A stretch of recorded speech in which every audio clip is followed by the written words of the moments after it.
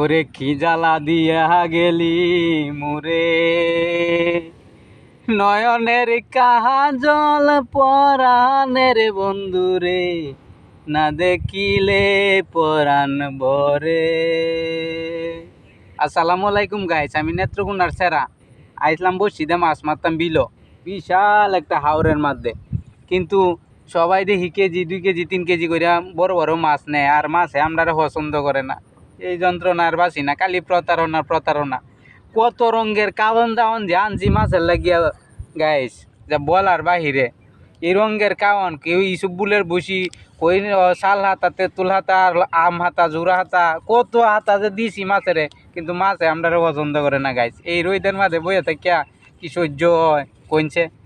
আপনারা একটু রিকোয়েস্ট করে কোয়াইন মাছে একটু ধরতো, আর নাহলে আর বাঁচতাম না, এই যন্ত্রণা আর বাঁচতাম না।